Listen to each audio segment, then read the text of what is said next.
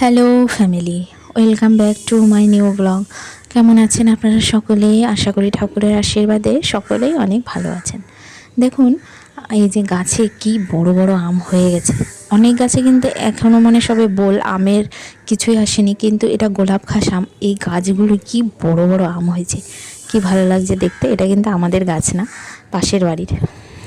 তো যাই হোক, এরপর আপনাদের দেখাই কি কি রান্না আজকে সকালবেলা করে দিল রান্নার কাকিমা।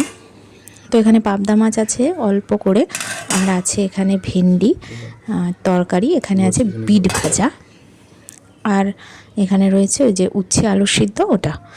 তো এই সকালবেলা করে দিয়েছে। এখন বলো বলো কি দিয়ে খাবে? কি দিয়ে খাবে? আমার কথা রিপিট করো। হ্যাঁ,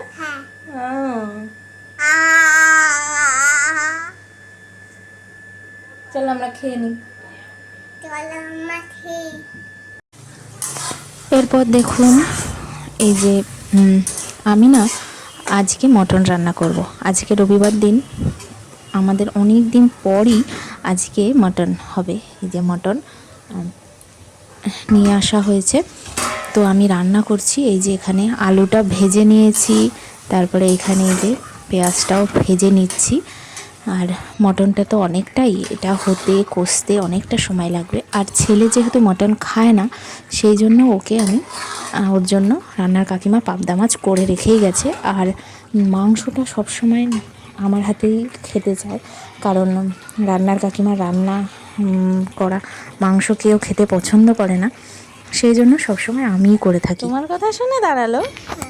তো এই যে আমি রান্না করতে করতে দেখলাম যে আখের রস এসে গেছে। ব্যাস, ছেলের বায়না শুরু হয়ে গেছে। ও এখন আখের রস খাবে। আচ্ছা, এবার ছুঁয়ে নিতে দুলো দেখেছো কত ভালো। আমার বাড়িতে দিচ্ছে মা, আমার বাড়িতে দিচ্ছে। দেবে দেবে। ঠিক আছে মা। এরপর এই যে আমি তো এখন রান্না করছিলাম, তার মধ্যে মাংসটা কিন্তু কষানো কমপ্লিট হয়ে গেল। আর এখন আমি প্রেশারেও দিয়ে দিলাম, গরম জল করে নিয়েছি, গরম জল করে প্রেশারে দিয়ে দিয়েছি। এরপর দেখুন, এই যে এটা ফাইনাল লুক। মাটনটা কিন্তু একদম কচি ছিল, আর মাংস ভালো হলে রান্নাও ভালো হয়। তো ভালো, কিন্তু দারুণ হয়েছিল। রান্নাটাও যেমন হয়েছে তেমনি খেতে কিন্তু দারুণ লাগছিল। খুব ভালো হয়েছে। আজকে দুপুরের খাওয়া দাওয়াটা অনেক দিন পর হলো। এরপর দেখুন, দুপুরে খাওয়া দাওয়া কিন্তু হলো। আর এরপর আমরা একটু বিকাল বিকাল তিনজনে মিলে একটু বেরোলাম, ঘুরু ঘুরু যাব। মা, আমি জলে ছাপ দেখলাম। হ্যাঁ, পড়ে জেনে পড়ে। তো চলুন, কোথায় যাচ্ছি, কী ব্যাপার, সবটাই আপনাদের সঙ্গে শেয়ার করব। আর আমরা অটোতে উঠেও পড়লাম।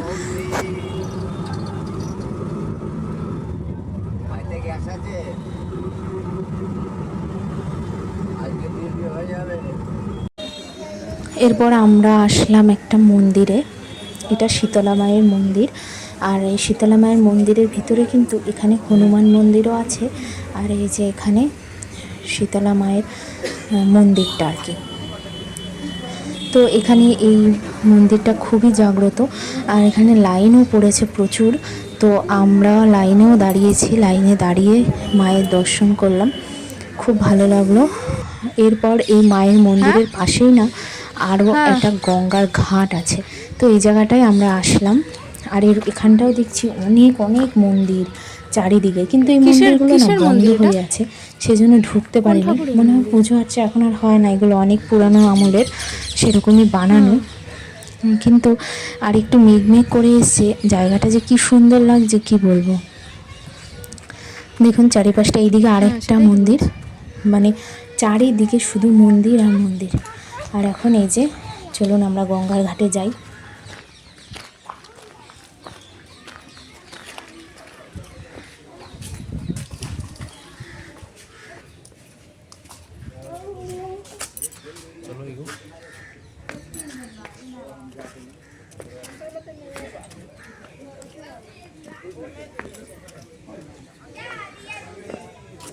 लगा गैस किनलिए क्या लगा अपना बैरकपुर बैरकपुर अपने बना खा लो भैया को मेरे भतीजा सबाई तरकारी बनाते কি দারুণ না জায়গাটা। তো গঙ্গার ঘাটে ঘুরলাম ফিরলাম, বেশ ভালো লাগলো। এবার আসার সময় ছেলে এখানে একটা বেলুন দেখলো, এখানে গ্যাস বেলুন, তো ছেলে বেলুনটাও নিয়ে নিল।